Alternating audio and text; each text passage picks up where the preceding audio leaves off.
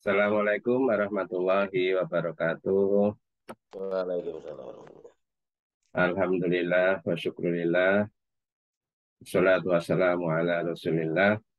Pertama kita panjatkan puji syukur kita kehadirat Allah Subhanahu wa taala di mana di malam kali ini kita bisa bertemu secara virtual, secara rutin setiap hari Minggu malam di minggu pertama untuk kita bisa ngobrol bebas, omong-omong tentang satu hal yang berkaitan dengan topik yang kita angkat. Ya, sebenarnya yang topik ini sekunder aja, yang penting kita ketemunya bisa ngobrol. Terima kasih sekali kami ucapkan ke teman-teman yang sudah bergabung di channel ini, wabil khusus Mas Redi Suswantoro atau Kak Redi yang sudah tidak asing lagi bagi kita semua dalam hal kiprahnya di kepramukaan. Saya merasakan sekali sejak dulu ya, kalau nggak salah sejak SMP atau mungkin sejak SD Kak itu ya. SD. Sejak SD malahan ya. Sejak SD sampai umur 56, 57 ini masih konsisten ngurusin pramuka. Tentu saja kita salut dan kita bangga begitu dengan berbagai dedikasinya baik di kepramukaan maupun di program-program kemanusiaan dan kemasyarakatan. Nah, ini sudah banyak bergabung teman-teman. Ya, selamat datang Mbak Evi, Mas Puji juga nanti akan biasanya gabung gitu. Ini kita bebas saja, ngalir saja, karena memang sering-sering nanti ada muncul beberapa teman, terus kita ngobrol bebas, nah, dan juga alokasi waktu kita tadi mulai jam 19.30, nanti kita akhiri di pukul 21. Nah, tentu saja sebagai satu rangkaian pertemuan, ada satu topik yang kita angkat, yaitu memupuk amal di usia senja.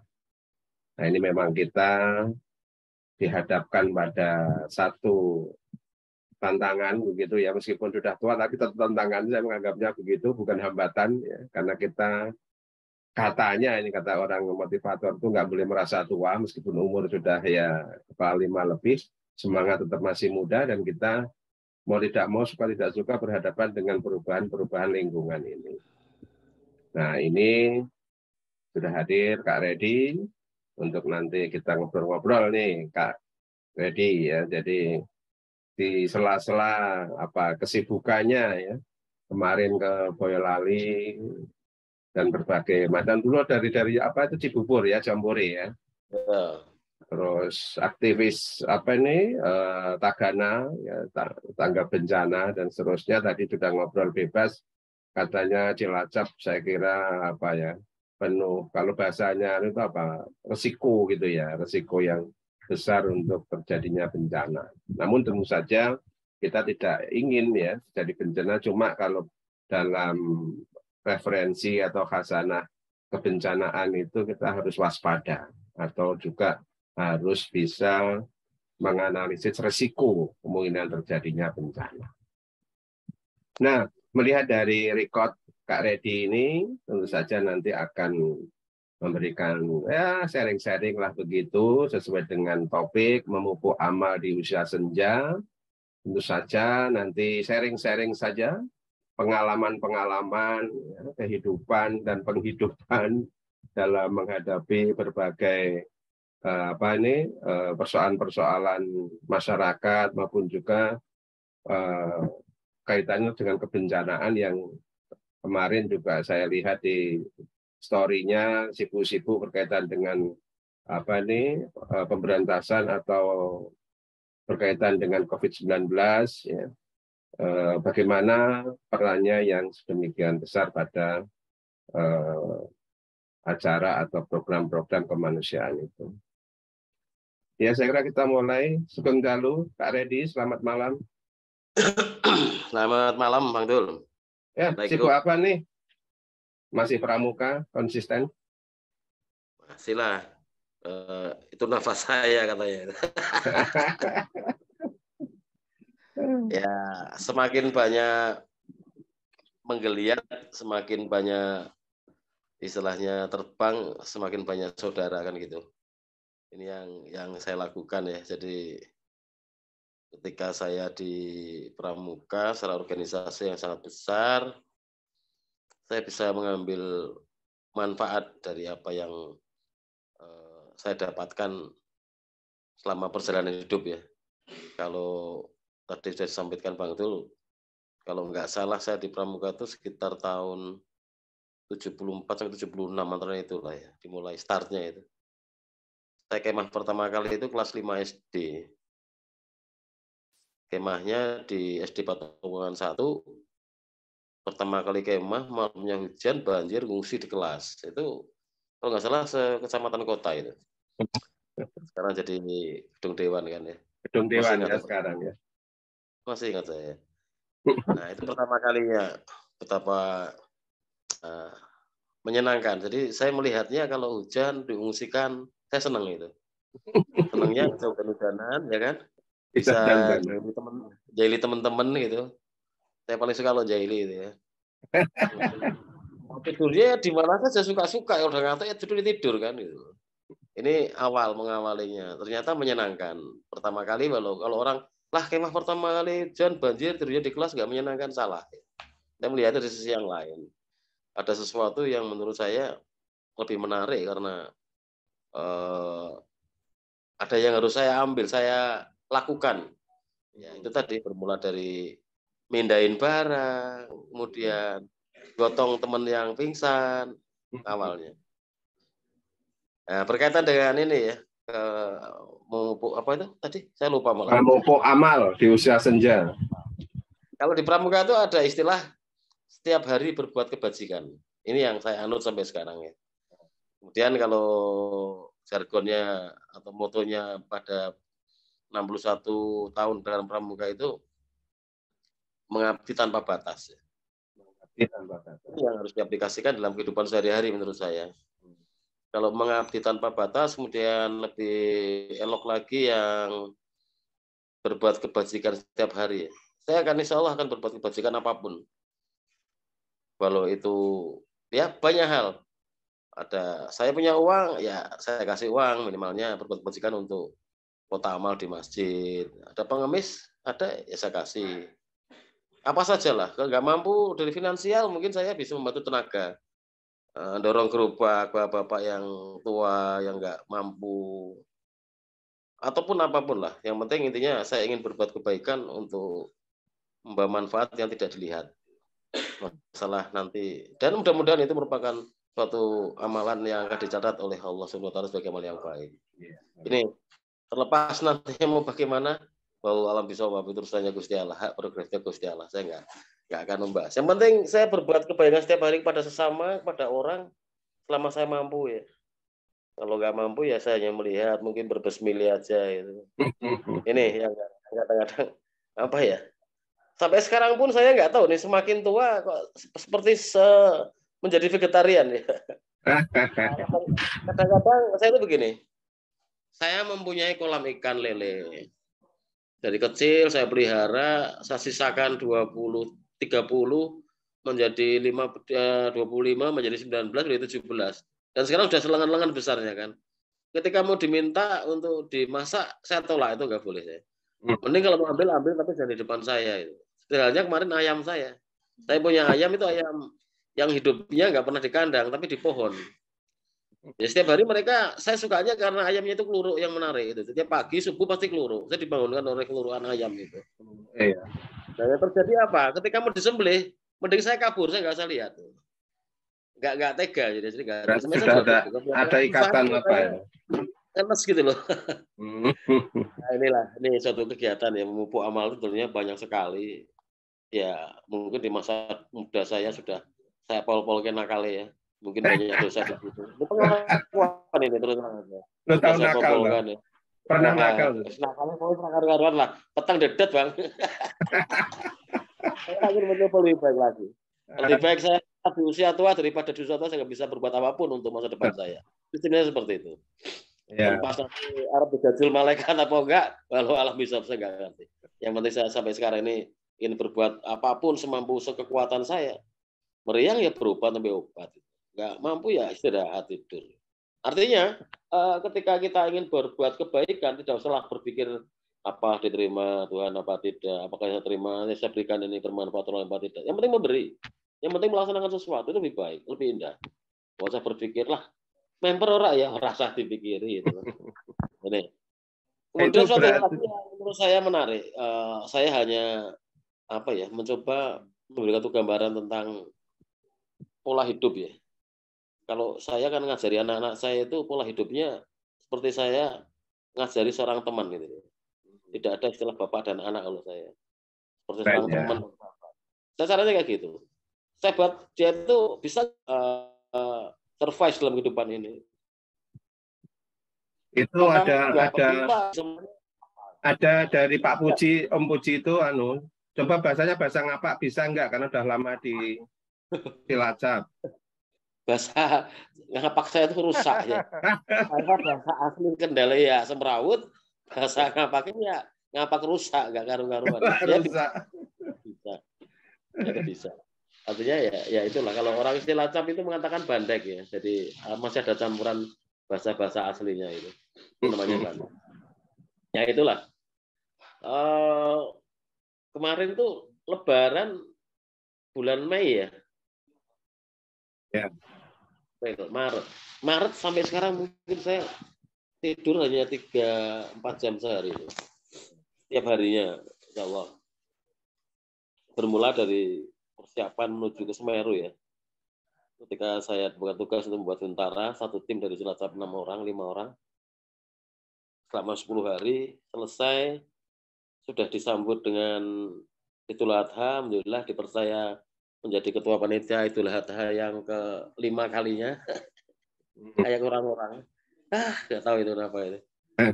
Dan itu selesai, sudah disambut lagi persiapan dengan 17-an ya. 17-an, kegiatan ke Semarang ini bolak-balik ada 4 kali saya ini. Kemudian ke Jakarta, ke Cibubur. Yang terakhir itu kemarin lucu ini. Saya mendapat tugas baru di Bian dan Bias ya. Bulan imunisasi anak nasional dan bulan imunisasi anak sekolah. Itu juga tantangan baru bagi saya ya. Karena ya ada korelasinya sih kalau di bidang saya di Pramuka Peduli itu. Setelah saya kan jadi ketua Pramuka Peduli Cilacap ya. Korelasinya masih ada berkaitan dengan hak anak itu juga kaitannya dengan. Ini monggo ini mbah-mbah ini ya, kakek-kakek unti-unti ini yang punya balita yang belum diimunisasi lengkap. Terutama yang sekarang yang lagi ramai kan Murbella ini sama campak. Tidak usah sekali berhenti, berulang nggak masalah itu. Ya, mari kita ke posyandu, ke puskesmas, ke bidan atau mau kemanapun juga kasih imunisasi buat cucu tercinta. Alhamdulillah saya belum punya cucu ya. Jadi soalnya cucunya tetangga paling sama ponakan. Itu Oke. banyak hal lah ya. Jadi sekali lagi kalau harapan saya dengan teman-teman yang sudah mulai menumpas senja ya. Kita di ujung senja ini sebenarnya. Rata-rata 56-57 ya Bang ya. Ya, 5657. Nah itu ya. Sebentar lagi saya udah 5. Apa nih maknanya Kak Reddy ketika usia 5657 ini kan kenikmatan sudah mulai berkurang. Sementara tuntutan dari kerja kemanusiaan Kak Reddy itu kan sampai semalam cuma tidur 3 jam dan sebagainya. Nah ini gimana stamina baik secara fisik maupun secara psikisnya ini dijaga? Ya. Jadi gini, saya tuh mungkin orang yang sukanya ngelawan arus ketika dokter mengatakan kamu tuh 8 jam tidur sehari. Oh nggih, saya bilang gitu paling. Yang penting nggih rasa kakan cangkem, merasa ngeripun malah diomel dokter kan. Diomel ini bahasa dimarahin diomel itu ya. Jadi ketika saya harus menyampaikan waktu itu istirahat ya. Sebenarnya kiat-kiat sih banyak ya. Kiat-kiat banyak. Yang pertama walau 1 jam 2 jam tidur itu asal pulas bugar itu. Kemudian yang kedua nutrisi ya. Saya tuh orang bukan bukan doyan makan tapi saya harus makan untuk sehat. Jadi apapun yang disediakan saya asal itu saya suka saya makan. Itu yang menjadikan saya mungkin masih bugar ya. Di samping juga mungkin ada suplemen-suplemen yang kira-kira menurut saya sukanya herbal ya. Saya nggak suka yang berbau-bau kimia, saya suka yang herbal. Yang penting ya positif thinking aja lah. Ketika kita capek ya coba sejam 2 jam tetap bisa. Kan durasinya nggak sampai berbulan-bulan ya. Yang paling lama ya kemarin itu yang 15 hari itu. Cukup lama ya, cukup melelahkan ya. Ya memang ada akibatnya sih Bang. Iya. Akibatnya ada sakit, ya kepengen cepat sembuh minum obat kimia gitu. Kalau yang kepengen lambat-lambat tapi sembuh ya pakai yang herbal. Kalau ya alhamdulillah kalah diparingi sakit ya, kalau diparingi sehat ya. Kalau diparingi sakit itu intinya kalau saya bisa mengagendakan bahwa saya harus mencicil tidur saya yang belum saya kerjakan. Itu ya gitu aja. Oh ya, saya harus istirahat kan gitu. Jadi nggak usah mikir-mikir yang lain-lain lah. Sudah tua, pikirannya sing semele, sing kepenak, yang bisa dijalani. Ya, itu tadi saya sukanya kan ketemu sama adik-adik ya. Kapan saya menjadi tua loh ketemunya saya itu anak-anak usia 17 dan 25 kan. Iya. Nah, ini suatu hal yang menantang bagi saya. Ngajak adik-adik saya, ayo cah, sing sregep. Nanti manfaat ini tuh bukan untuk yang sekarang cool, ke depan yang sesungguhnya ketika kamu sudah terjun di masyarakat, kamu sudah berkeluarga, pasti akan berbeda dengan teman-teman sebayamu yang tidak kamu miliki dari diri kamu sendiri. Itu di pramuka seperti itu. Dan itu saya yakin, dan itu pasti ya. Ya cuma kadang-kadang agak kebanjur juga orang-orang awam itu, wah kalau pramuka tuh taunya serba bisa, dan repot juga ini. Tapi mau nggak mau ya lakukannya aja dengan cara kita ya. Itu Bang kira-kira Bang. Jadi ya Iya. pintar-pintar kita lah jaga ngatur waktunya. Kalau istirahat istirahat. Ketika harus beraktivitas. Kalau happy insya Allah ngantuk bisa dicicil kan. Tidur sudah dicicil lah. Kalau kadang-kadang ya menurut orang dalam tanda kutip mungkin ya nggak baik. Tapi saya is okay, ngalir aja. Bismillah, Gusti Allah, maringi sehat terus kan gitu aja. Iya. Oke, jadi kan sering kan kita jargon pramuka ya. Jargon pramuka kan di sana senang, di sini senang, di mana-mana hatiku senang kan gitu. Nah, itu apa dilakukan terus diinternalisasi di dalam segala langkah dan kegiatan pramuka itu menurut Kak Redi itu betul-betul bisa merasuk enggak itu? Sehingga kan kalau tampil senang-senang itu kan melakukan sesuatu kerja kemanusiaan itu kan jadi enteng gitu loh. Nah, itu gimana menurut Kak Redi ini ya? Jadi itu sebagai sesuatu yang memang merasuki benar sejak kecil itu kan gitu ya. Sampai tua ini apakah seperti itu ya? Jadi tidak tergerus oleh zaman atau bagaimana Kak? Senang itu relatif ya Bang. Relatif. Kalau saya sebagai seorang relawan ya, intinya kan satu relawan ya, relawan pejuang kemanusiaan, relawan kemanusiaan. Ketika saya bisa memberikan sesuatu kepada orang yang saya tuju, itu sudah merupakan suatu kebahagiaan tersendiri ya. Senangnya bukan main. Ini kata senang dalam tanda kutip itu banyak. Kalau anak-anak kan senang yang terucap ya. Kalau ya seperti sudah tua itu senangnya senang dalam batin kan. Sudah batin senang, ya insya Allah istilahnya siklus dalam tubuh itu berputarnya semakin cepat lagi. Karena ada yang menantang di dalamnya kan. Memacu adrenalin ini. Nah ini ketika saya di Tsunami Aceh, kok kue gemblung teman tekan kana bedil gam priwe. Lah italah bedil mati dikubur angel temen apa itu. Tapi ternyata nggak ada hal sesuatu yang membahayakan sih. Kalau dengan pramuka insya Allah kan pramuka tuh tidak memihak ke siapapun juga. Hanya tahunya membantu menolong, dah lain-lainnya nggak dipikirkan gitu loh.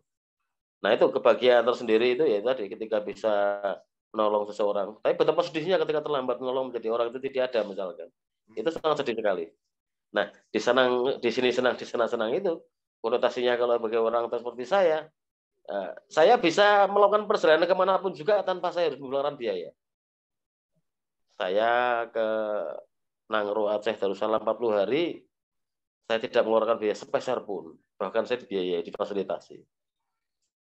Ini alhamdulillah. Mungkin yang tidak bisa saya lakukan seumur hidup untuk sampai ke kilometer 0 Indonesia ya.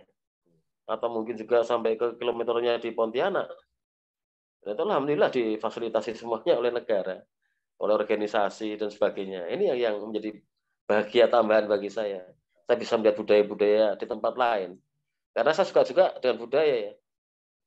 Ketika saya melihat suatu komunitas di daerah tertentu, yang saya pelajari dulu budayanya. Saya lihat budayanya apa sih, saya coba. Ya nanti kita berinteraksi yang lebih mudah kalau udah kecekel budaya mereka yang biasa dia kerjakan lebih mudah lagi. Insya Allah nggak akan terjadi crash, tidak akan terjadi salah terima dan sebagainya. Ini Bang, jadi kebahagiaan dalam tanda kutip banyak sekali, baik untuk kalau anak-anak ya terucap bahagianya mendapatkan coklat di hari Valentine Day misalkan, bahagianya dia mendapat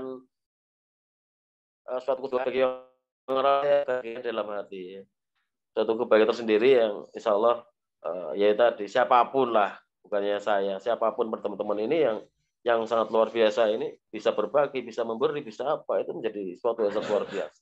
Gitu Bang. Oke, jadi kalau kita lihat kan mungkin relevan juga itu apa tagline-nya Coca-Cola kan, di mana saja, kapan saja, kepada siapa saja, nah, itu kan tetap harus berbakti dan mengabdi. Atau juga Suzuki, mengabdi tiada henti kan gitu. Lah terus Om Reddy, jadi kerja-kerja kemanusiaan yang never ending ini nggak pernah akan selesai ya, karena selama manusia hidup ini kan harus begitu menghadapi ya, kita bukan ngomongnya rentang, nggak, usia yang semakin bertambah, kemampuan daya pikir, daya gerak semakin berkurang. Di mana posisi Kak Reddy ini di dalam berbakti pada negeri, berbakti pada sesama dan sebagainya, atau dengan cara apa biar tetap Kak Reddy meskipun usia 56, 57 masih relevan, kumpul dengan adik-adik, malah anak-anak ini sekarang kan sudah anak-anak kita, bukan Ya, adik-adik lagi. Nah, ini gimana Kak ini cara pekiat-kiatnya? Sebenarnya kalau ini kan dasarnya awalnya dari hobi ya. Hobi kemudian mencintai. Sama saya pekerjaan. Kalau kita suka pekerjaan kita, mencintai pekerjaan kita, apapun pekerjaannya, ya insya Allah menjadi berkah kan, menjadi senang ya. Jadi terarah, terukur, kemudian ingin lebih meningkatkan lagi. Kalau saya di usia sekarang, sudah sejak ini, saya sudah mulai menurunkan apa ya, keilmuan saya lah. Keilmuan dari pengalaman saya, kemudian ya tentunya baik ilmu-ilmu yang nyata yang diajarkan sesuai dengan koridor di organisasi maupun ilmu-ilmu pengalaman ya kepada adik-adik. Karena saya semakin tua tidak mungkin akan terus-menerus ya. Pasti kalau ibarat ayam kandang yang darah itu kan akan kembali ke sangkarnya lagi, ke kandangnya lagi. Demikian juga saya berlaku seperti itu.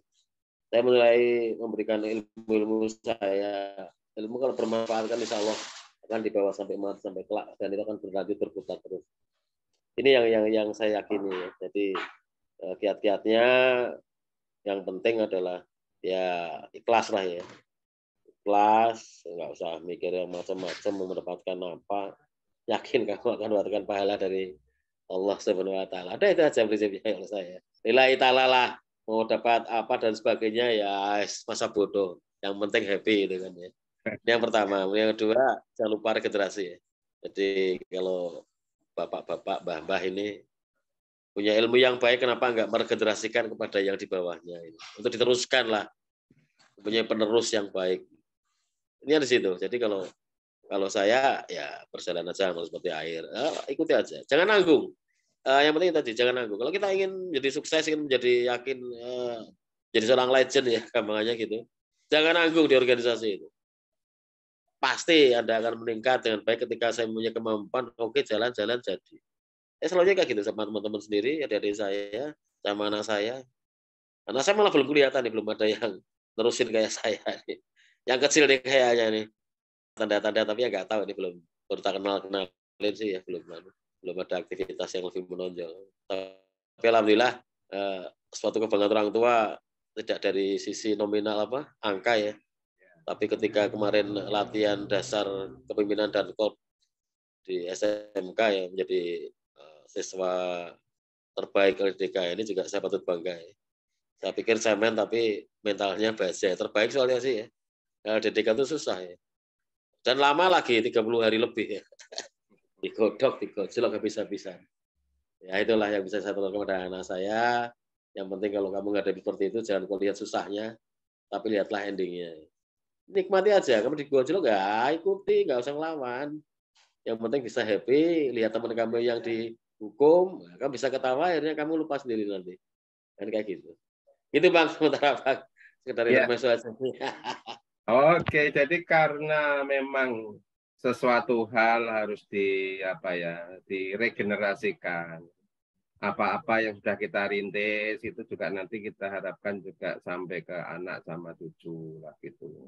Saya masih ingat tuh Kak Redi pada waktu di Jogja dulu kita sempat ngobrol-ngobrol. Kebetulan anak saya pada waktu itu kan paskibraka kan gitu. Jadi saya cuma gojeki aja, yang penting kan ngerek gendera sukses gitu kan.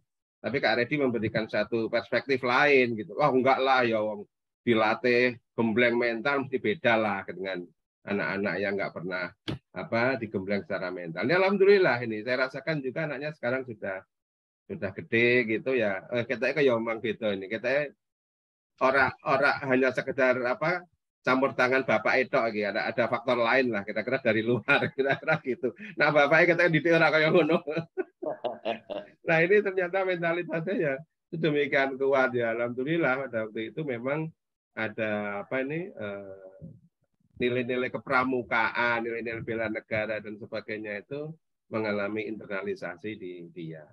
Nah sekarang gini Kak Redi, jadi karena kita dituntut untuk regenerasi, menelurkan ke anak cucu gitu, pandangan Kak Redi gimana nih pramuka sekarang atau taruhlah kerja-kerja kemanusiaan sekarang ini dibandingkan yang dulu gitu kan. Anak sekarang tentu saja kita tahu bersama generasi milenial, generasi Z apalagi itu banyak nyaman dan senang di hadapan laptop, di hadapan gadget, di hadapan handphone. Sementara ada kalanya pramuka dituntut untuk bisa karya nyata di masyarakat.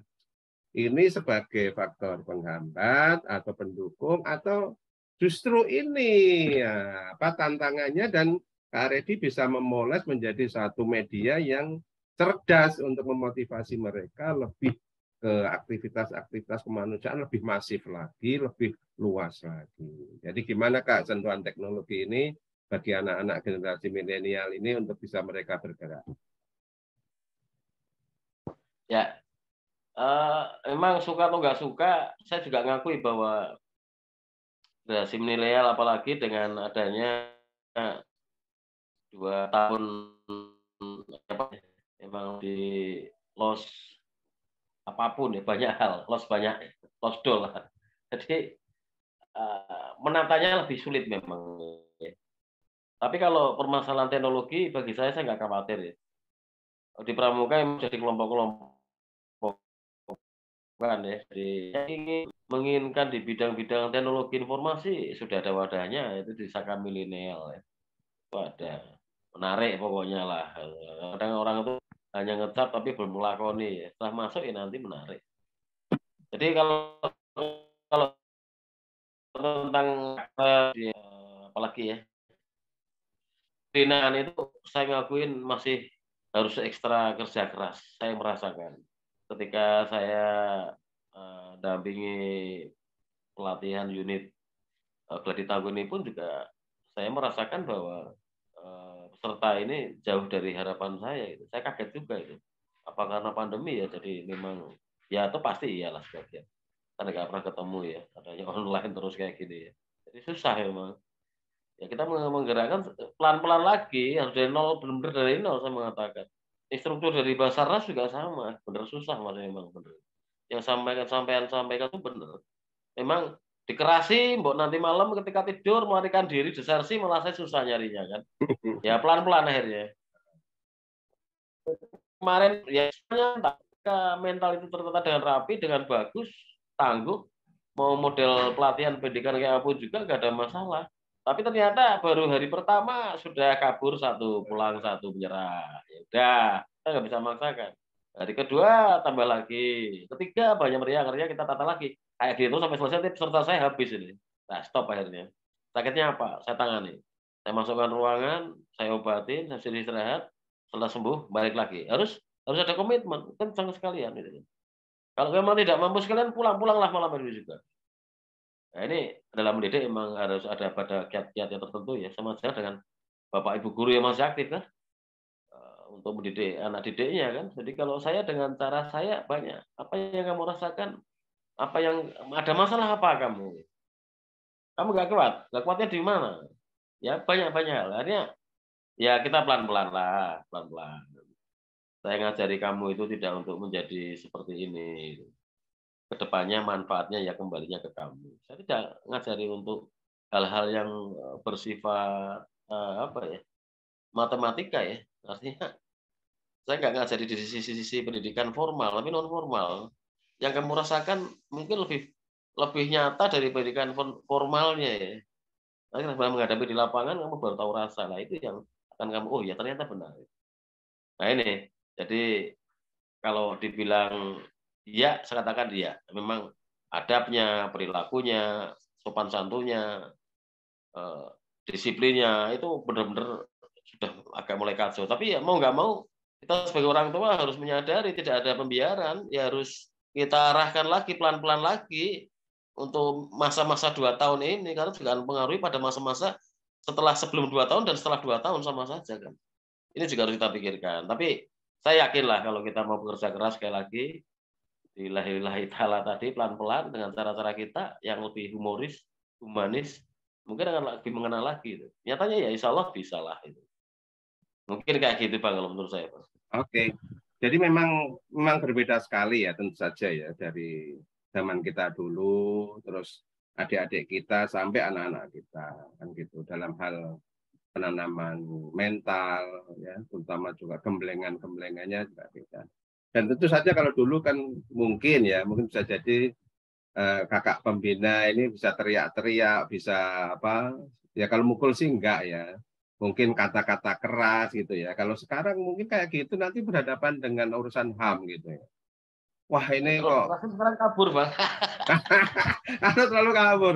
Nah ini dia malah nggak mau mendekat. Nah, coba direkonstruksi Kak Redi. Jadi kalau dulu dengan kenceng-kenceng itu orang semakin militan ya, mesti terkesan gitu loh. Misalkan Ya benar. mohon maaf dengan Bapak kita dulu almarhum Pak Subari misalkan dengan Ya. gayanya yang seperti itu kan banyak saya cermati nih di apa grup-grup semanik angkatan-angkatan lama itu mereka banyak berkesan dengan beliau gitu loh dengan kerasnya dengan kata-kata tajamnya gitu loh.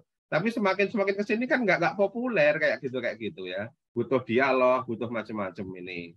Nah Ya, sehingga kuncinya ada dialog. ada perubahan-perubahan pola kan gitu. Nah hingga detik ini Kak Redi itu pola apa yang paling cocok gitu loh? Apakah masih direktif dengan teriak-teriak seperti itu, tadi dengan teman dialog, terus kencengnya di mana nih nanti kalau kita mau menegakkan disiplin? Nah ini tarik menariknya itu sejauh mana Kak ini di era yang sekarang ini? Ya memang apa ya? Seperti layangan ya. Harus tarik ulur. Nah, beneran. Ya benar ya, tarik ulur. Satu sisi sekarang memang anak sekarang itu kalau mau dikencengi full speed ya jelas nggak mungkin lah gitu loh. Beda memang zaman-zaman kita militansinya kan karena jelas ya, apa-apa kita cari sendiri, nggak ada teknologi kan. Teknologinya masih teknologi lempung istilahnya, ya gitu aja. Sekarang dengan adanya mau apa saja itu saya tinggal buka Google bla bla bla bla ketemu, bener salah kurang ngerti. Ini lakonnya hampir mirip sama, ada pembenaran jalankan gitu. Nah, itu sudah ada. Nah, itu eh yang paling mudah sebenarnya kalau kita ingin seperti itu kan nggak bisa massal ya. Kita mulai dari keluarga. Yang terkecil dari keluarga. Yang paling mudah memikirkan kan karena karakternya beda-beda ya. Tapi yang diambil aja kira-kira sama itu ya tadi kita nggak bisa kencang harus pelan ya. Pelan tapi terarah. Masalah terarahnya monggo sesuai kapasitasnya masing-masing kan. Kalau saya kadang-kadang kencang ya masih full speed ya. Kadang-kadang bocah kimu nakal sih tak keplak bokongnya kadang tak jewer. Cuma kadang-kadang sekarang ya saya sudah nggak berani keras karena wadul ya.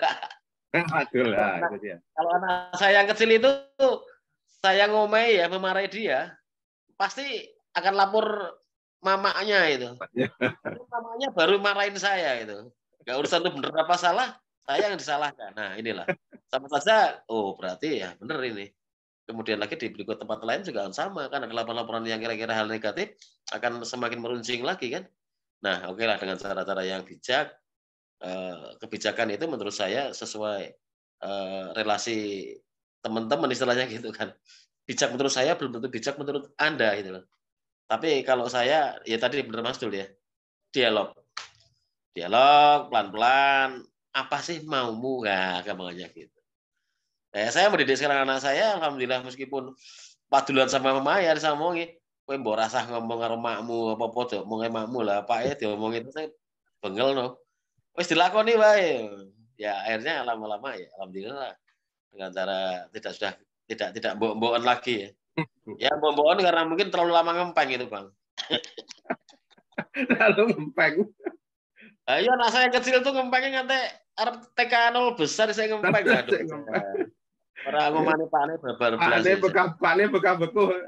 Ah iya. Wah wis kacau. Akhirnya ya itu mbok-mbokan dadine itu.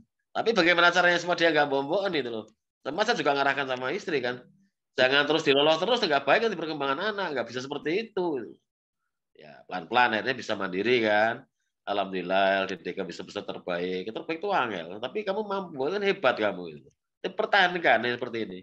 Gak gampang, ini juga beban bagi kamu. Kamu menjadi panutan nanti-nantinya.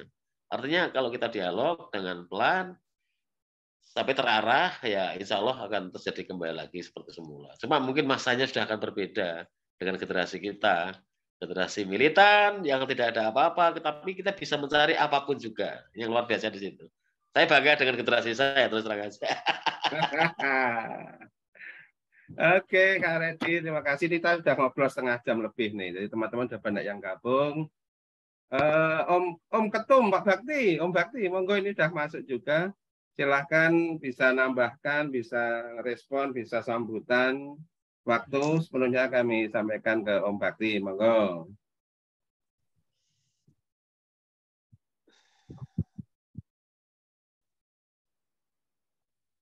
Mute, masih mute. Om Bakti, nah udah. Nah, sekarang jelas ya. Okay. Bismillahirrahmanirrahim. Assalamualaikum warahmatullahi wabarakatuh. Waalaikumsalam warahmatullahi wabarakatuh. Terima kasih kepada Pak Muhammad Yanuri, juga kepada Mas Redi yang sudah banyak menceritakan tentang apa pengalamannya ya. Karena Mas Redi ini kan memang sejak usia muda memang aktivis Praja Muda Karana ya, aktivis pramuka sampai di level tertinggi gitu. Jadi luar biasa ini. Saya sendiri walaupun bukan aktivis pramuka, tapi kan dulu kita pernah ikut pramuka juga waktu zaman di SMP itu. Kita ingat waktu itu apa ya, nginep di kali mana itu? Mas Redi, Kali Kuto ya? Kali Kuto ya? Nah, Cokro Kembang ya. Kali Kuto. Yang sekarang tuh jembatannya udah hebat tuh, dibangun Om Wawan tuh, jembatannya hebat. Ikon Kendal. Jadi ikon Kendal ya. Iya, jadi lewat pengalamannya yang hanya sampai di SMP saja itu kita bisa merasakan bahwa begitu banyak manfaat ya yang diperoleh dari kegiatan ekstrakurikuler, dalam hal ini khususnya pramuka ya, Praja Muda Karana ya. Dan sampai sekarang juga masih terbawa. Itu kan di situ diajarin macam-macam tuh. Dari mulai tali temali, terus gotong orang sakit, sampai terus di ngelewatin tempat-tempat angker ya kan. Ya jadi banyak hal yang kita rasakan manfaatnya gitu. Nah mungkin untuk Mas Redi ini sebagai aktivis ini terus berlanjut sampai di usia sekarang ini. kegiatan aktivitasnya sebagai pegiat pramuka masih berlanjut, sehingga banyak sekali yang bisa ditularkan kepada generasi muda. Dan itu tentu saja sesuatu sekali gitu. Di tengah-tengah situasi sekarang nih, era milenial, di mana kegiatan itu lebih banyak kepada sesuatu yang bersifat digital, ya kan? Jadi orang-orang tuh cari hiburan mau main catur digital, ya kan? Mau main golf digital, pakai game aja udah di rumah aja main, ya kan? Tapi mau main ya macam-macam itu sekarang semua orang pakai game gitu loh, digital gitu loh. Bisa cukup di rumah saja. Akan tetapi kegiatan-kegiatan yang dilakukan oleh aktivis pramuka seperti pramuka itu tak tergantikan gitu.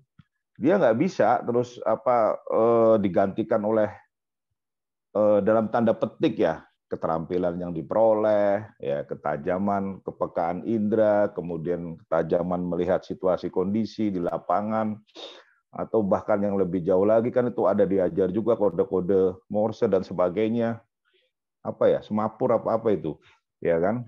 Banyak diajarkan hal-hal yang sebetulnya itu sangat bermanfaat apabila seorang anak atau anak kita atau siapapun itu menghadapi satu realitas ya di luar alam maya gitu. Karena kalau dunia digital ini kan sebetulnya alam maya ini, ya kan. Jadi sehebat-hebatnya dia, tapi saya nggak tahu ya kalau ke depannya itu ada alam maya ini bisa menciptakan sesuatu yang betul-betul full seperti 3 dimensi begini. Tapi tidak sampai saat itu belum gitu loh. Walaupun sekarang udah ada juga itu Om Dul, Mas Reddy, iya kan, di wilayah tertentu. Jadi kalau orang saya baca itu orang mau cari istri, ya kan, aduh dia mungkin udah berkali-kali cerai, nggak pernah dapat pasangannya cocok, akhirnya dia menikah dengan semacam boneka begitu ya, boneka sudah digital, bisa bicara, bisa meladeni, bisa melayani dan sebagainya. Bisa memuaskan juga. Ya iya, dengan sendirinya dong. Ya itu. Jadi kemajuan teknologi itu udah sampai begitu, sampai era mau mengganti kemanusiaan gitu. Iya kan? Emang sampai saat ini belum bisa sih ditemukan darah sintetis ya atau nyawa buatan ya yang bisa ini. Tapi kan orang tuh punya keyakinan gitu loh. Orang-orang barat itu punya keyakinan suatu hari keabadian itu akan ditemukan gitu loh. Kalau penyakit itu bisa dihilangkan gitu loh. Sehingga manusia bisa immortal ya, bisa abadi, bisa dan seterusnya lah. Ya. Yang walaupun kita sebagai orang beragama merasakan bahwa itu sesuatu yang tidak mungkin. Ya, artinya sehebat-hebatnya manusia ya nggak mungkin dia bisa menciptakan ruh ya. Mungkin dia bisa menciptakan kulit-kulit tulang seperti di film Frankenstein itu, tapi kalau untuk menciptakan ruh kan nggak mungkin. Ya baik, kembali lagi kepada pokok ini judulnya ini ya, memupuk amal di usia senja ini. Tapi ngomong-ngomong Mas Randy apa udah merasa usianya senja ya? Belum itu kelihatannya Om. Itu bisa cek darah kok. Kalau cek darah tuh kita bisa lihat tuh darahnya masih bergolak nggak gitu. Apa udah melandai? Kalau darahnya udah melandai berarti udah senja tuh. Tapi kalau masih bergolak ya ini berarti masih muda gitu kan. Ya kan. Karena muda itu kan sebetulnya dari dalam pikiran ya utamanya gitu loh. Kalau ya seperti kita ini merasa bahwa sudahlah kita udah sampai di sini aja, nggak usah ngapa-ngapain lagi, tinggal di rumah aja di dalam. Nah itu berarti kita sudah tua. Tapi kalau seperti Om Dul misalnya, waduh masih punya cita-cita barangkali suatu hari jadi menteri ya, itu berarti dia masih muda gitu. Amin, amin. Atau Mas Reddy ya kan, wah masih sanggup nanti untuk mendidik sekian ribu orang lagi ya kan. Nah, itu berarti masih muda gitu loh.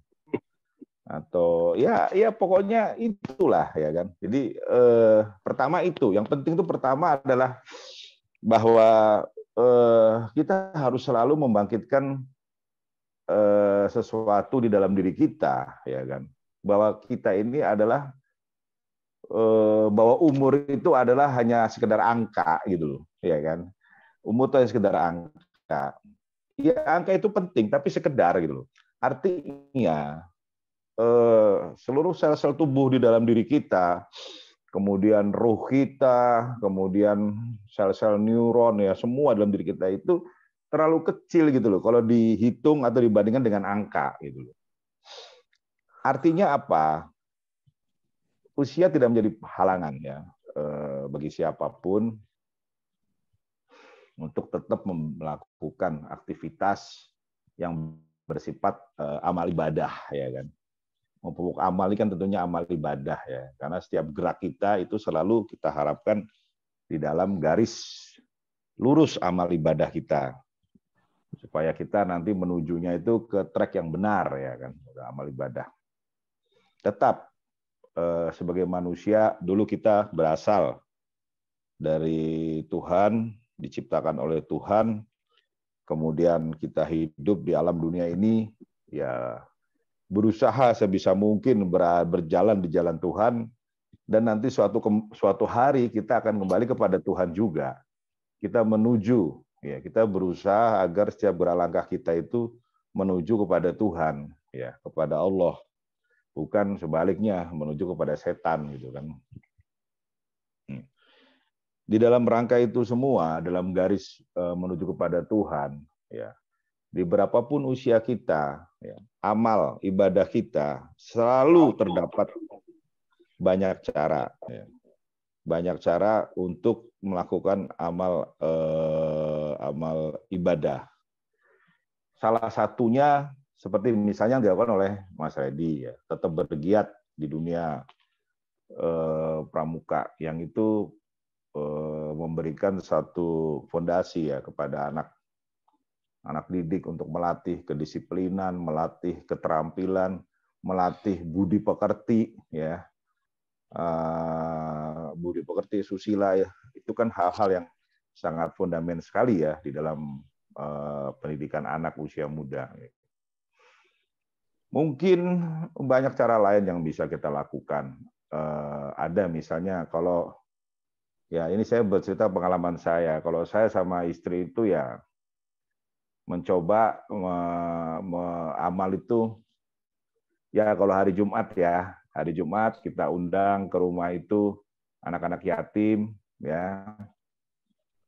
Terus kita ajak di situ ya baca Yasin, baca Al-Fatihah ya kan. Kemudian ya makan bareng ya sekedarnya lah. Nah, itu udah kita lakukan memang udah cukup lama ya, mungkin lebih dari 5 tahun yang lalu. Nah, dari situ berkembang itu ada ibu-ibu di sekitar tuh jadi kalau hari Jumat sore itu ada apa sih kok rame rumahnya, kumpul-kumpul anak-anak banyak lagi. Nah, di situ mereka kemudian malah jadi tertarik. Oh, ada kegiatan ini apa dengan anak yatim ya. Ya udah kami ikut dong. Nah, ikut. Yang ikut ada yang bergabung, tapi lebih banyak yang menyumbang gitu loh sifatnya. Menyumbang makanan, ya menyumbang apa gitu. Jadi yang tadinya itu kegiatan-kegiatan kami ya kan, sekarang menjadi kegiatan seluruh warga gitu loh. Jadi berkembang. Dan itu terus gitu loh. Terus berlangsung.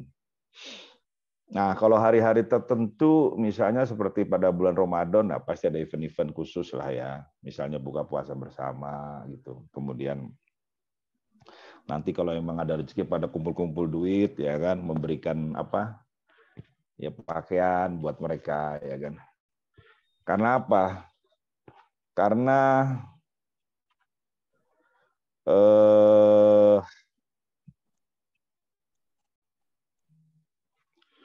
sebagai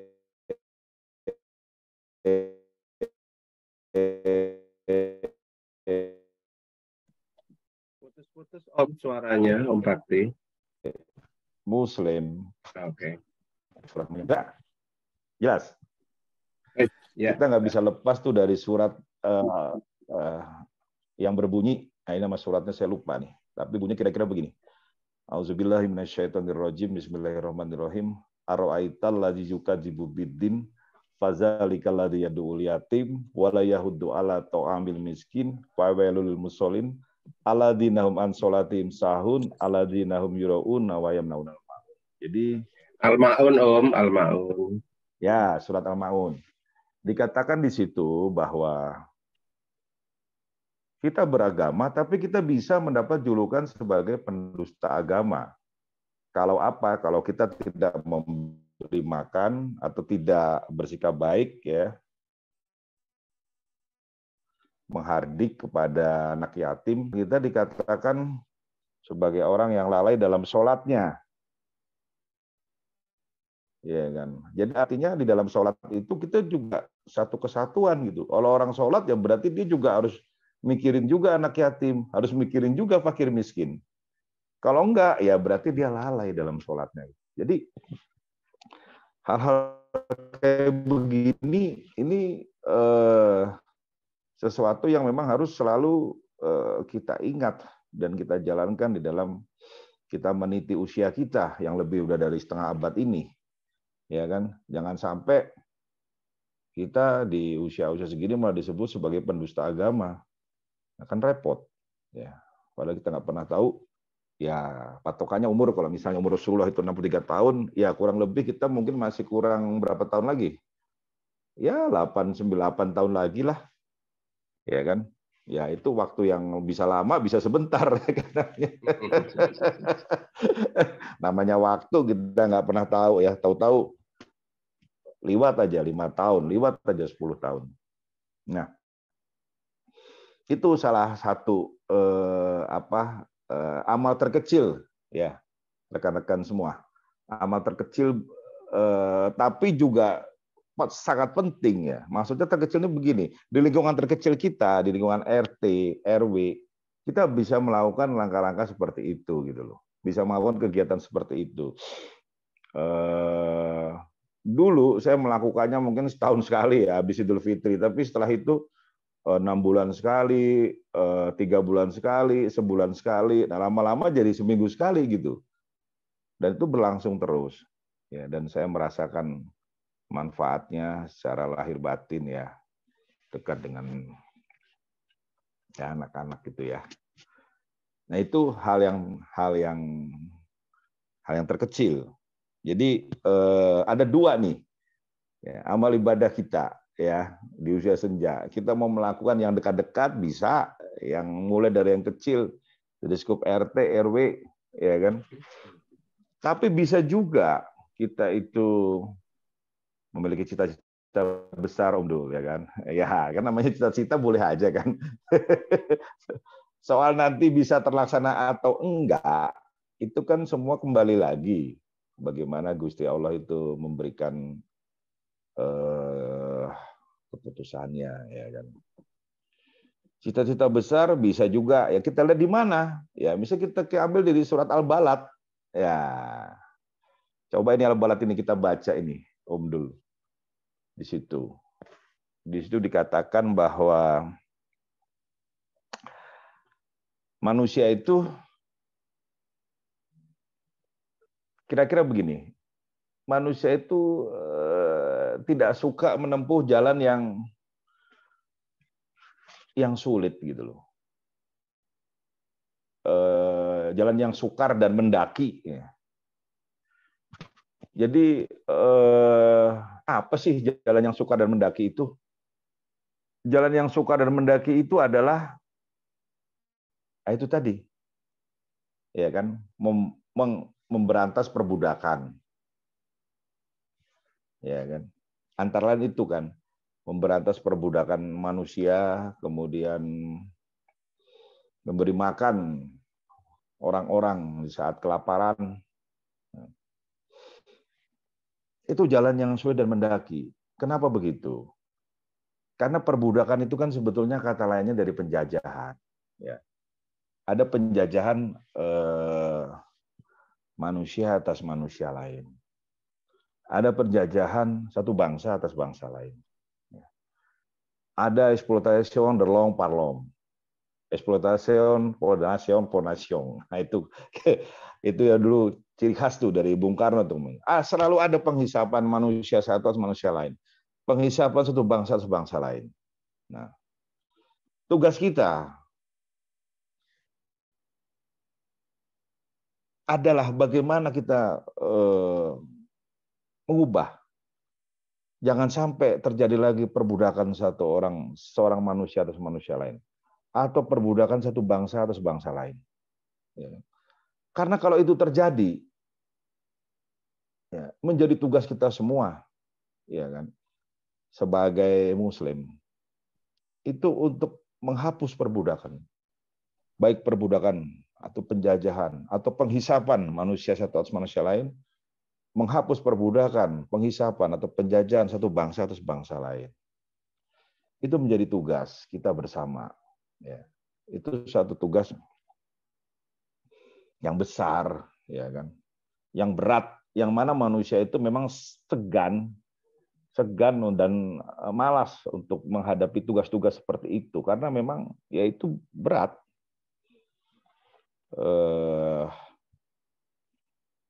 Misalnya digambarkan dulu kalau dalam kitab suci kita lihat kisah sejarah Nabi Musa ya.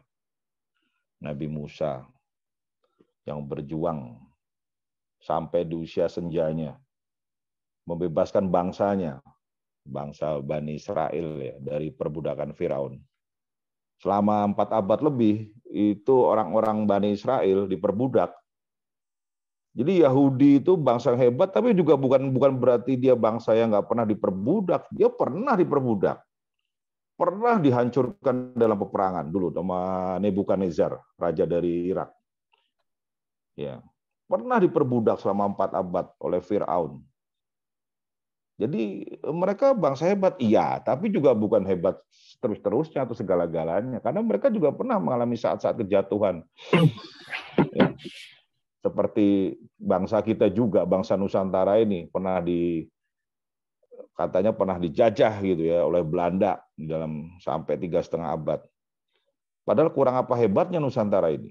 Dulu pernah ada Sriwijaya, kerajaan Sriwijaya, pernah ada kerajaan Majapahit, yang waktu itu wilayahnya sampai ke Asia Tenggara, sampai ke Filipina. Tapi ternyata pernah mengalami masa-masa suram juga gitu loh. Bisa dijajah oleh company. Company itu company, maksudnya perusahaan dagang Hindia Belanda gitu. Tapi itu satu kenyataan. Tapi kan dalam hal ini seperti halnya itu Musa membebaskan bangsanya dari penjajahan. Ya Raja-Raja Mataram khusus dalam ini Sultan Agung ya. Sultan Agung Hanyokrokusumo itu juga berjuang terus mengirim pasukan-pasukannya sampai 2 kali ya kan. Tidak ada merasa lelah. Jadi banyak contoh lain yang mungkin menggambarkan bahwa usia itu bukan menjadi satu halangan. Betapapun usia kita sudah senja ya, sudah 50, berkisar antara 55, 56, 57 bukan halangan. Kalau contoh yang lebih simpel itu dalam dunia ini, ya, Om Jul mungkin sering tuh Kentucky Fried Chicken itu. Kolonel Sanders. Dari barat. Kolonel Sanders.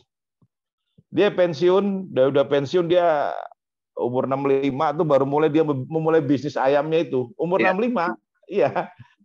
Memulai bisnis jualan ayam, dipasarin dari satu tempat ke tempat lain itu. Umur 65. Dalam 20 tahun umur 85 itu gerai KFC itu sudah tersebar di seluruh dunia gitu. Jadi memang artinya apa? Ya dalam hal apapun tuh nggak ada waktu terlambat, karena Colonel Sanders mungkin umurnya sudah tua, tapi pikirannya muda gitu loh, jiwanya muda. Terus kebayang nggak? kebayang nggak sih kita mau mulai membuka usaha di usia 65, Om Dul? Kayaknya kok wes ora Banyak mikir ke keterbatasan. sing Sudah banyak dipikir ke wes keterbatasan. Ya, ya. lah iya. Sing dipikir ke kok wes kapan dipundhut Gusti Allah, kan biasanya gitu kalau udah umur 65 kan, wes tinggal jalanin sholat pagi subuh di masjid, nanti maghrib masjid, kan gitu-gitu aja biasa kalau orang udah umur 65 itu. Tapi ini Colonel Sanders malah baru memulai usahanya ya. Dan di usia dalam 20 tahun dia jadi, itu gambaran bahwa usia itu bisa dibilang usia itu hanya angka ya. Senja atau dalam artian tua atau muda itu tidak bergantung kepada fisik dan usia angkanya itu, tapi sejauh mana dia punya mindset, punya pikiran, ya, dia punya kolbu, ya, dia punya jiwa, semangat, ya kan? Ya, siapa tahu Om Dul kita bisa mengubah dunia di usia-usia. Bung Dewa aja lah, kalau itu Bung Dewa aja. Iya, kalau saya bisa mengubah kan juga ketarik juga nanti. Ya. Ya itu. Terima kasih. Ngomong-ngomong. Kira-kira itu gambarannya ya. Gambarnya kasih, begitu ya. Terima kasih, monggo dilanjut. Dan saya minta pamit ini sekalian ini ya, Om Dul mau ada sesuatu ya? Acara kan? Ya, baik. Salam buat Mas Reddy, salam juga buat teman-teman semua. Ya, teruskan ini acara Delima Omong Bebas nih. Ya, mantap. Tanggal itu. Kapan lagi? Tanggal 1-2 bisa Om Baktika hadir di Kendal reuni itu? Insya Allah saya hadir ya. Insya Allah saya hadir ya. Terima kasih Om atas waktunya. Monggo silakan bersikup ya. Ini sudah gabung, waalaikumsalam, sudah gabung beberapa teman. Yang dari jauh ini Om Lub dari Aceh kah atau di Padang ini? Monggo, Om Lubab. Di mute sih, unmute dulu.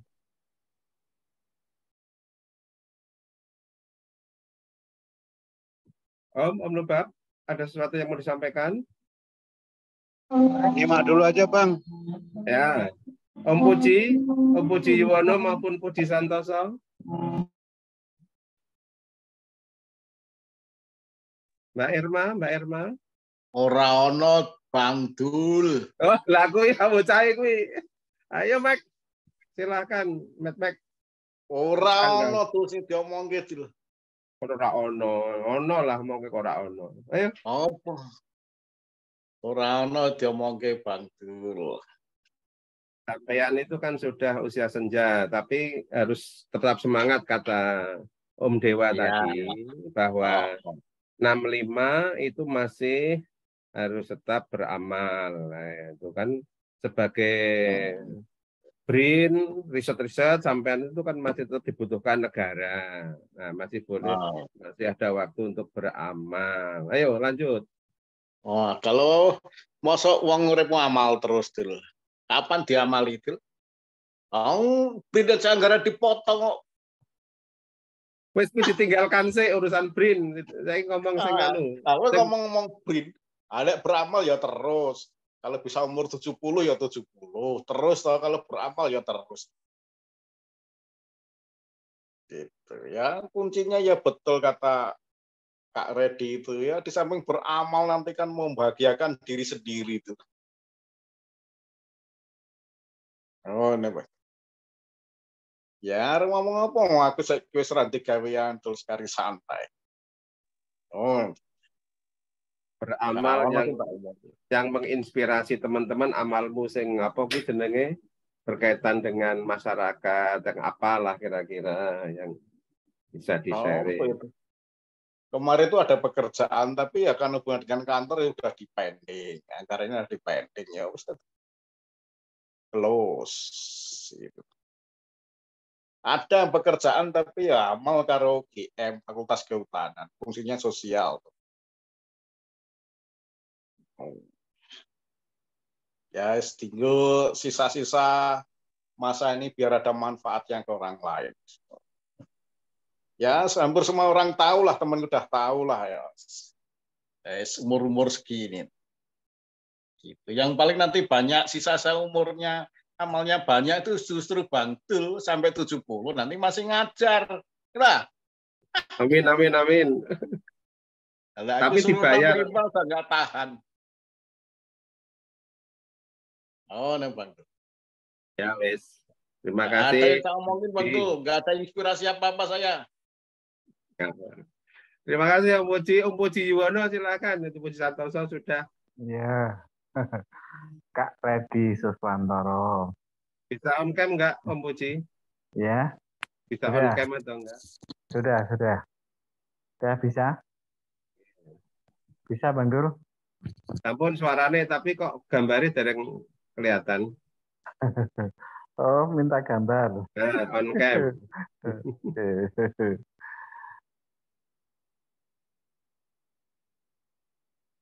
Bentar.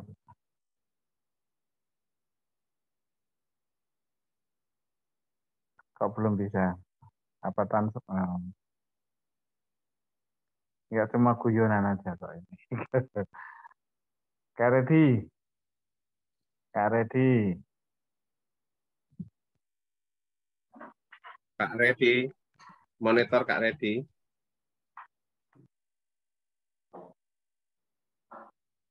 Mana Kak Redinya ini? Unmute itu sih An, Kak Redi. Ya, gimana? Nah, jadi ya. Ya. Kak Redi Suswantoro. Kebetulan beliau adalah seorang aktivis pramuka. Kalau beliau polisi, namanya jadi Freddy Sambo.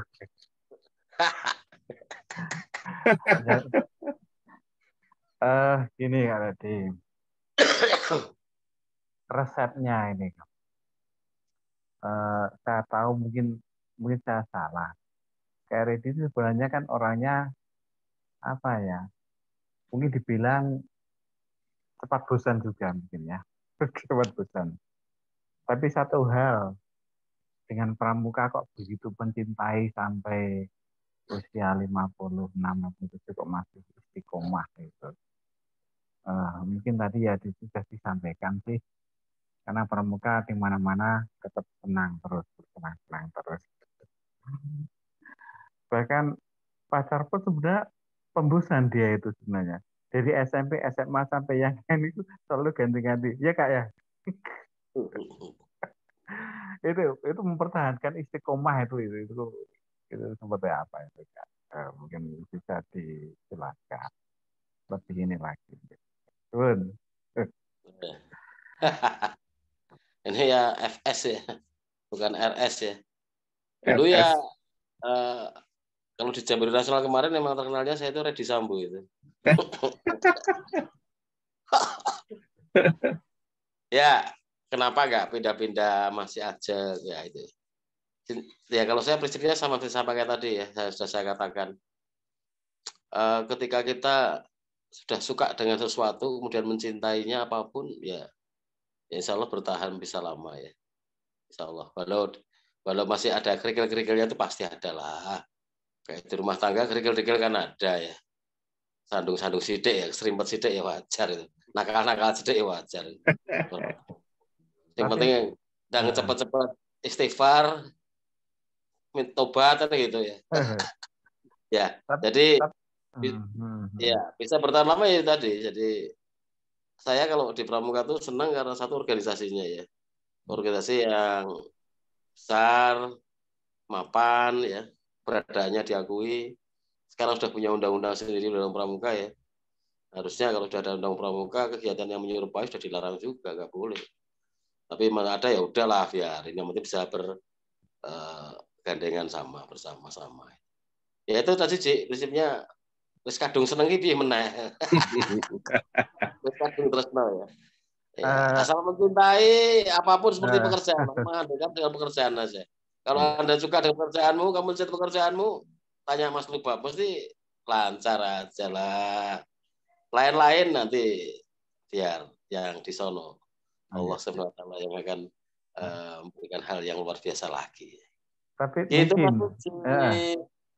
mungkin pramuka itu lebih menarik atau lebih seksi dari kepolisian. Contohnya, Buah sekarang lepas dari polisi, sekarang malah jadi ketua pramuka ya. Buah. Budi Ketua Partai Waseso. Nasional. Partai Nasional. Itu mungkin lebih seksi ya. Ya, terlepas dicari apa nggak ada dicari di sana ya. Dicari itu persaudaraan, brotherhood ya. Brotherhood, ya. Brotherhoodnya tadi lah ya. Ya mungkin gitu, Dik. Jadi ya apa ya? Ya di Pramuka itu nggak ada apa-apa sih. Organisasinya besar, orangnya banyak. Kalau masalah anggaran, masa ada bengek itu masa bodoh ada ngurus sendiri. Prinsip saya bisa berjalan, saya bisa mengikuti keadaan yang saya inginkan. Kemudian bisa saya tanamkan apapun yang ada di dalamnya, saya bisa bertukar pikiran, bisa menularkan ilmu saya, udah cukup menjadikan saya, luar biasa lah. Bahagianya luar biasa. Begitu, Cik. Iya, mungkin sampai sekarang juga tidak dipolitisir ya, Kak ya. Pramuka Ya, itu. karena pramuka itu non politik ya. Kalau orangnya boleh berpolitik, pramukanya nggak boleh. Kadang-kadang tetap dengan gerbong juga, tapi juga nggak begitu nyata banget, nggak boleh. Itu. Terima kasih, Mas Nur. Terima kasih. Mas, terima kasih Mas Budi. Kak Redi, saya tuh tergelitik Kak. Jadi begini loh, Pramuka itu dulu ngajarin kita Morse ya, dengan tut panjang, tut pendek, terus dirangkai jadi kata, gitu kan. Ngajarin kita apalagi sandi-sandi, ngajarin kita simapur. Kompetensi-kompetensi teknis yang seperti itu tuh kan dalam era sekarang itu kan cocok diguyur bocah-bocah kalau kayak itu. Sekarang udah sedemikian canggih tapi belajarnya masih dasar gitu loh. Nah, ini sejauh mana? Apa ini namanya ya? Revisi kurikulum kah, revisi apa gitu ya? Apa yang mungkin gimana Pramuka itu bisa menarik anak-anak muda. Pramuka itu juga kekinian gitu loh ya. Jadi apakah ada pemikiran-pemikiran untuk merubah kompetensi gitu. Apa tadi Om Budi tadi tali temali atau apa itu menjadi satu hal yang apa ya, yang keren gitu loh ya, bahasa sekarang kan gitu. Nah, anakmu aja kemampuan dasar kayak gitu itu kan ya orang keren, apa mana dengan urusan Morse sekarang itu kan naif banget gitu loh ngomongin Morse itu. Di era yang kayak sekarang ngomongin Morse itu kan kayak zaman purba, tit panjang, tit pendek dirangkai jadi kata kesuwen gitu. Itu kan ini sebenarnya gimana, Kak, ini Kak? Ya, itu sebenarnya kan cara hanya dari sudut pandangnya aja, Bang. Jadi kalau yang kekinian itu ada, sekarang tuh tetap Pramuka itu ikuti perkembangan zaman ya. Tetapi tetap saja kita harus menggunakan scouting skill ya. Kalau scouting skill itu kan kembali ke habitat alam ya. Kalau sudah kembali ke alam itu orang tidak akan mengenal lagi namanya handphone, radio komunikasi, udah nggak bisa. Yang menggunakan ya itu pembelajaran alam dengan Morse dan Sandi kan. Kalau Anda paham tahu benar-benar itu justru sangat lebih menantang daripada teknologi yang ada, karena itu nggak akan dimiliki dan itu dimiliki hanya orang khusus. Misalnya kalau kita mau tahu sama tahu, tak kayak kode-kode kayak gini aja, kalau mereka nggak paham gitu. Tapi itu sebenarnya bagian daripada scouting skill, Bang ya. Jadi sisi-sisi tertentu yang kita ajarkan di Pramuka itu sudah melebihi dari ekspektasi apa yang disampaikan orang-orang. Katakanlah gambarnya gampangnya saja bahwa Pramuka itu hanya tepuk dan nyanyi ya. Padahal itu kan bagian dari edukasi bagian ya. Tapi di dalamnya kalau kita terjun secara langsung tidak seperti itu. Jadi banyak teknologi lah. Dirgantaraan kita ada role modeling. Role modeling itu banyak bagiannya. Ya tinggal kita mengikuti keahlian yang mana, kesukaan yang mana. Di Satuan Karya Pramuka, Saka itu banyak. Kayak Tata Evi udah di Saka pariwisata misalkan. Apa nggak menarik dengan pariwisata yang begitu indah? Dan harus satu apa ada saja kita pelajari dalamnya. 3 bulan, 4 bulan, atau 6 bulan setelah itu bisa bergeser. Saya bosan di pariwisata, kepengen pindah di Wirakartika. Belajarlah di Saka Wirakartika. Banyak sebenarnya. Jadi karena sudut pandangnya tahunya hanya sekilas itu, tapi makna di dalamnya yang ada di gerakan pramuka sangat kompleks, sangat banyak. Apa ada tuh ada lah. Ibaratnya kalau saya berjalan kaki, saya sampai Mekah sudah nyampe duluan itu kan. Kalau saya mau dianalogikan dengan jenjang kependidikan, mungkin saya sudah profesor kayaknya kan gitu. Iya. Memiliki orang lain nggak mungkin karena saya seorang praktisi, ya. Saya seorang profesional, jadi saya nggak berpikir bahwa dari satu sisi bisa dilihat itu hanya memang benar sih awam melihatnya seperti itu. Kewajiban kami yang menerangkan, menantang tantangan itu ya kita wujudkan banyak di kegiatan. di kemasyarakatannya. Kalau masalah kegiatan menantang, monggo ikut menantang banyak. Seperti halnya baru saya selesaikan ini, kegiatan rescue di Gladi Tanggo ya, unit bantu pertolongan pramuka. Tali temali masih sangat dibutuhkan karena itu untuk mendasari suatu aktivitasnya ya. Talinya salah kita mau narik nggak bisa, harus naik lagi dan capek kan. Itu juga menarik. Tali itu banyak sekali, namanya roofing itu wah luar biasa. Tapi itu menarik.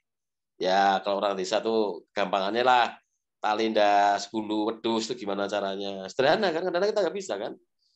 Padahal itu penting gitu loh. Untuk menggawa kambing tarik kejiret kabeh malah jadi mati wedusnya kan.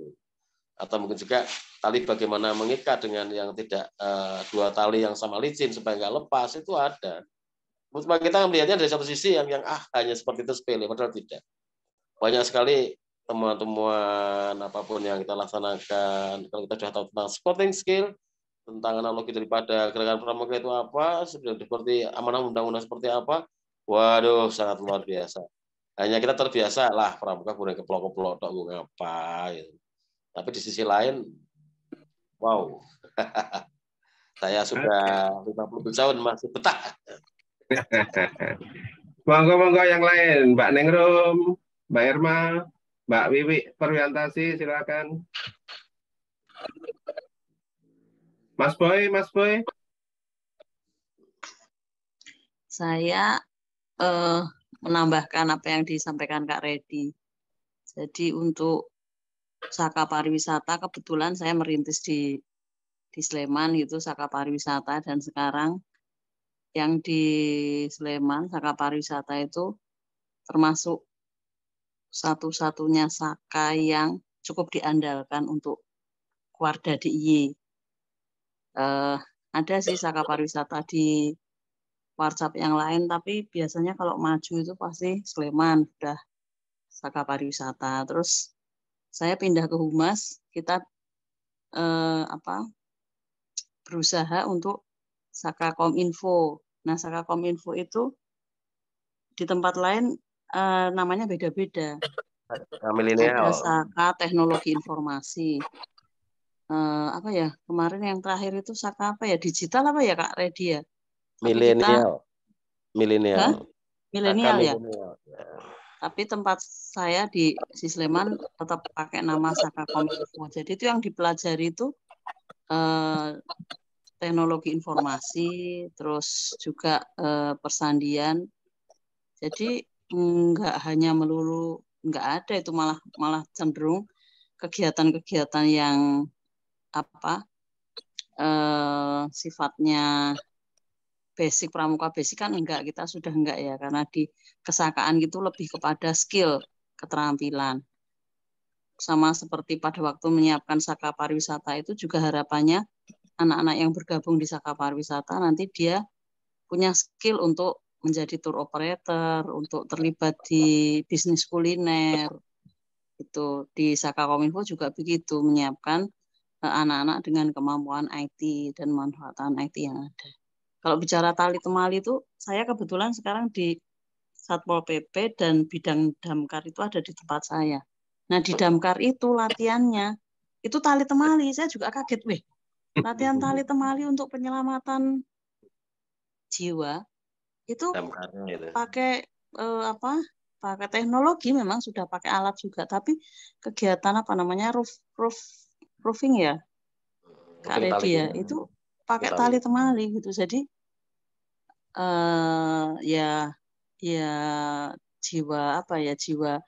jiwa sukarelawannya, kemudian kalau orang mungkin kalau tidak punya semangat untuk itu tuh mungkin juga ngapain sih kegiatan seperti itu. Tapi selama berapa tahun aktif di pramuka, akhirnya saya melihat bahwa ada sih bedanya memang anak didik yang dia terlibat di pramuka dengan yang tidak gitu. Bukan kemudian ini ya, tapi jaminan sih enggak, tapi saya lihat banget bedanya. Jadi anak-anak yang terlibat di pramuka itu santun gitu loh, sopan santunnya tuh kelihatan sekali di zaman era seperti ini itu. Di era seperti ini yang perubahan demikian cepat dan mempengaruhi attitude karakter anak gitu. Jadi saya melihat wah ini pramuka masih jadi salah satu aktivitas dalam membentuk karakter generasi muda. Itu sih tambahan saya, kakak-kakak semua.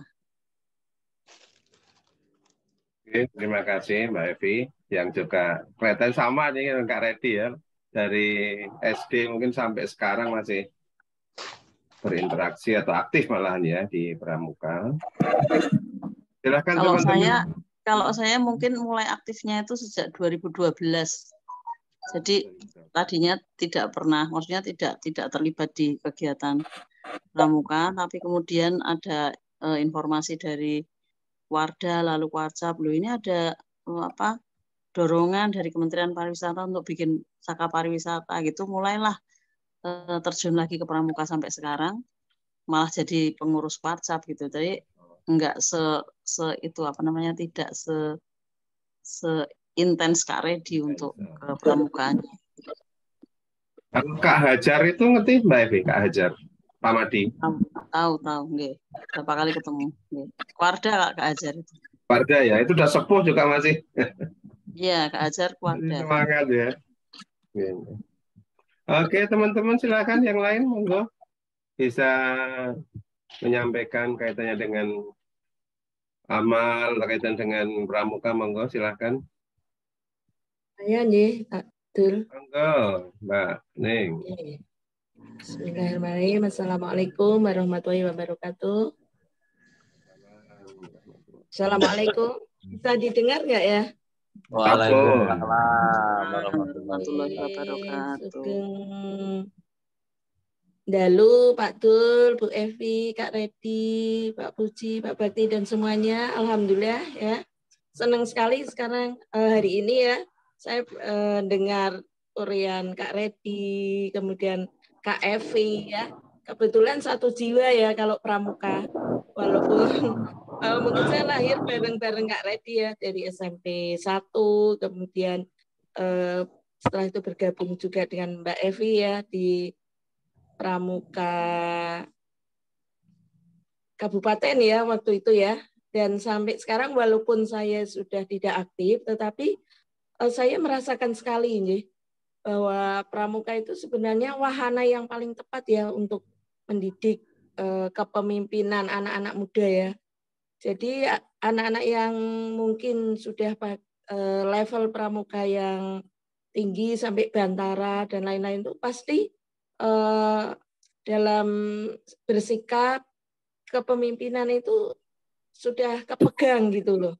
Karena dalam pramuka itu sudah tentang ibadah, kemudian tentang mental, tentang keterampilan, semuanya itu sudah lengkap.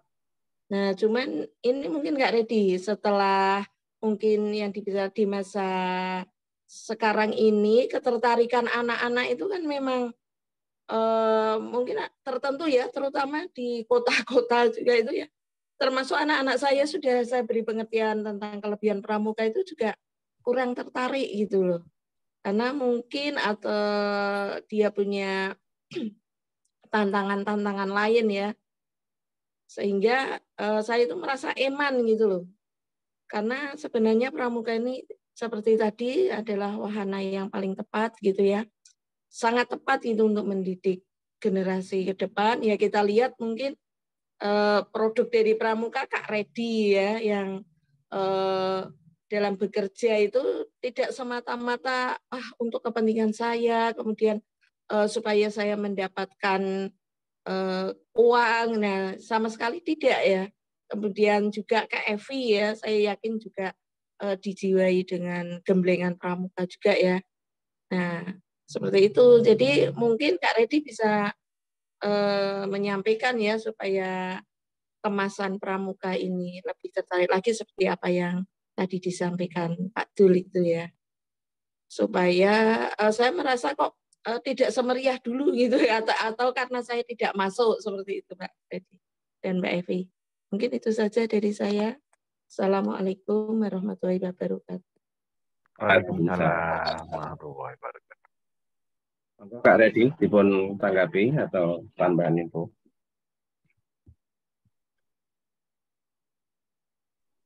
Mohon maaf ini saya sebetulnya nggak tahu, mudah-mudahan jaringan masih bisa terbaca ya. Hanya polisi sekarang lagi di luar ini, kebetulan ada yang nyari saya. Mudah-mudahan bisa terpantau ya. Masih. Tadi apa yang perlu saya tambahkan? Tadi saya agak terputus misalnya saya. Monggo Mbak Neng, kata kuncinya apa tadi Mbak Neng? Nah, kata kuncinya itu kan memang kita akui bahwa pramuka itu sebenarnya sangat-sangat bermanfaat bagi generasi muda ya. Terutama di dalam pramuka itu sudah lengkap ya pembelajaran dari awal itu tentang sukarela, kemudian tentang religiusnya juga ada, keterampilan dan lain-lain, sehingga mendasari anak-anak itu untuk punya jiwa seperti itu ketika memasuki masa dewasa atau dunia kerja. Namun yang terjadi sekarang kan anak-anak yang tertarik pramuka itu tidak semeriah dulu gitu loh, pengamatan saya Kak Redi. Nah ini kan eman gitu loh. Nah ini upaya ini bagaimana seperti itu. Ya, ini memang kalau dari Kak Budi Waseso ya, Kak Buas, atau mungkin sebelumnya, memang grafik. Karena menurut saya begini, ini pandangan saya pribadi loh ya. Dulu itu kita masih dipisahkan antara gugus depan yang berpengalaman di sekolahan dan gugus depan yang berpengalaman di gugus depan teritorial ya. Ya Kak Nengrum dan saya dulu kan di gugus depannya di Raja Mukti ya, di Pemda ya. Itu kan beda. Jadi artinya minat seseorang ketika berkaitan dengan minat memang ya tadi pemahaman ya tadi sampaikan di depan, pemahaman bahwa mereka tahunya hanya seperti itu gitu loh. Tugas kita memang belum menyentuh ke situ.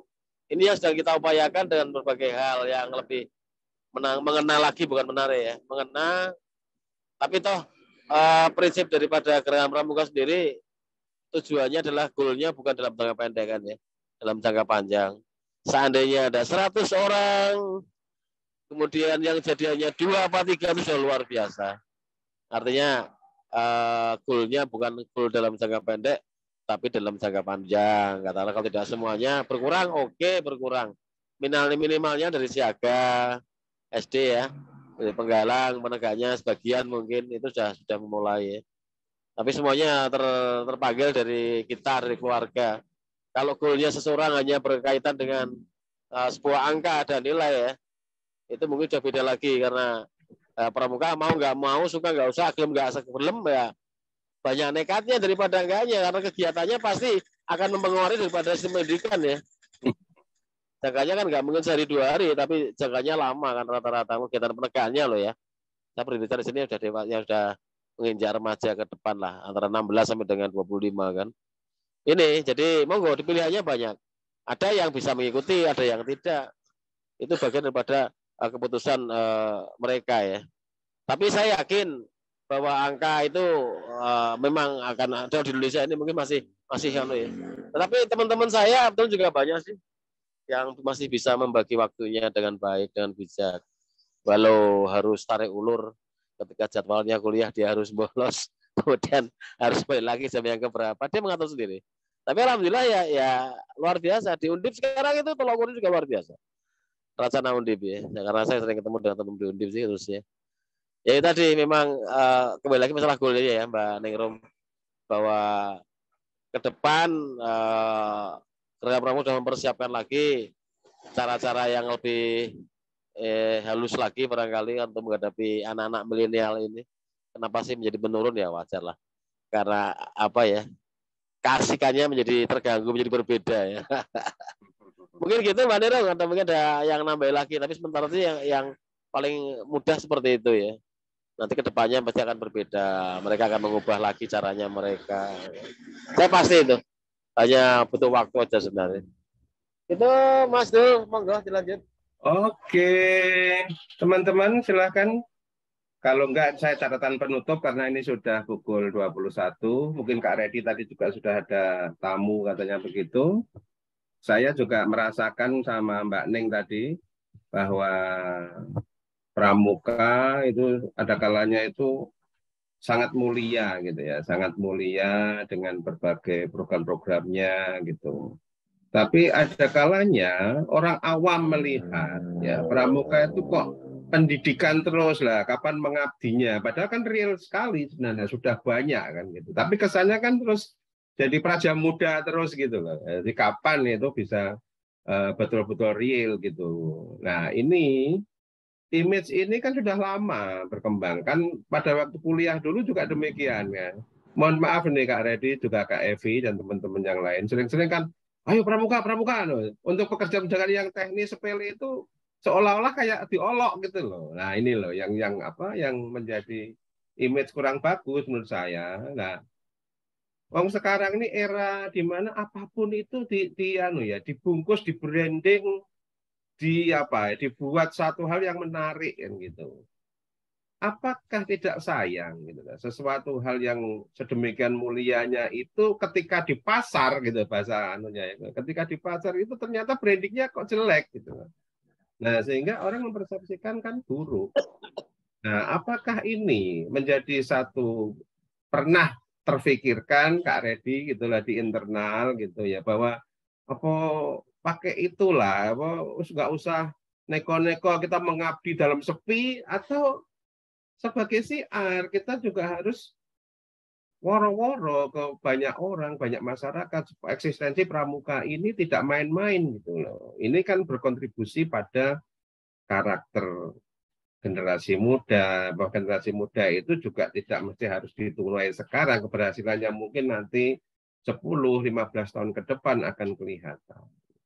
Nah inilah yang mungkin saya ya sebagai orang awam ya, kalau saya kiprahnya oke semua lah, setuju-setuju saja. Cuma ketika dipersepsikan oleh orang awam, pramuka tidak menunjukkan kondisi yang performnya, nah ini kan jadi mesake gitu loh. Di satu sisi mungkin teman-teman sudah banyak berjuang gitu kan, ya istilahnya rekognisi ya. Butuh enggak sih ya gitu kan pengakuan dari seluruh bangsa dan negara masyarakat, atau ya sudah mengabdi dalam sepi aja, diapresiasi monggo, enggak ya monggo, apakah begitu? Ini Kak Redi kalau masih ada waktu, catatan penutup Kak Redi. Ya, terima kasih Bang. Sebagai closing statement saya ya. Closing statement. Ya, prinsipnya pramuka itu tetap akan abadi ya, karena insya Allah lah ya. Yang pasti ke depan ini sudah tidak memikir lagi tentang kuantitas ya, tapi kualitas. Ini sudah terbukti sebenarnya. Para pakar-pakar di dunia pendidikan sudah mulai tertarik ya. Sudah banyak hal yang ngajak kerjasama dengan pramuka itu banyak. Kami dengan UNESCO, UNICEF itu sudah berulang-ulang ya. Artinya kepercayaan itulah. Dalam pramuka pun sebenarnya sudah mulai menggeliat, sudah mulai luar biasa. Adik-adik milenial sudah mulai luar biasa dengan sosmednya, dengan gencar memposting kegiatan-kegiatan mereka itu sudah menunjukkan bahwa ini sudah mulai ada kemajuan yang mendasar ya. Kalau hanya segelintir ya entah banyak atau segelintir saya nggak paham. Itu juga mereka sih. Ya tadi karena mungkin lebih kuat gaungnya daripada kami yang di bawah ya. Tapi apa yang terjadi, pramuka tetap berjalan, misi kemanusiaan di salah satu bidangnya juga tetap berjalan, sebagai sumber pendidikan non formal juga berjalan, karena kami tugasnya mendidik di luar sekolah non formal, agar mereka lebih bermanfaat lagi di masa yang akan datang, ya, seperti itu. Dan mudah-mudahan harapan saya tetap semangat, jangan menyerah. Jangan dibalik ya. Siap, laksanakan. Ya, seperti itu. Ayo, mari kita bersama-sama. Jangan merasa tua istilahnya. Tapi kalau kita mampu, laksanakan ya, semampu kita. Terima kasih semuanya. Kurang lebih maaf. Wassalamualaikum warahmatullahi wabarakatuh. Waalaikumsalam warahmatullahi wabarakatuh. Terima kasih Kak Redi atas masukan dan berbagai pengetahuan kita tentang kepramukaan. Itu salah satu tool aja, salah satu cara, salah satu alat kita berkiprah dalam rangka untuk mengisi usia senja kita untuk semakin beramal.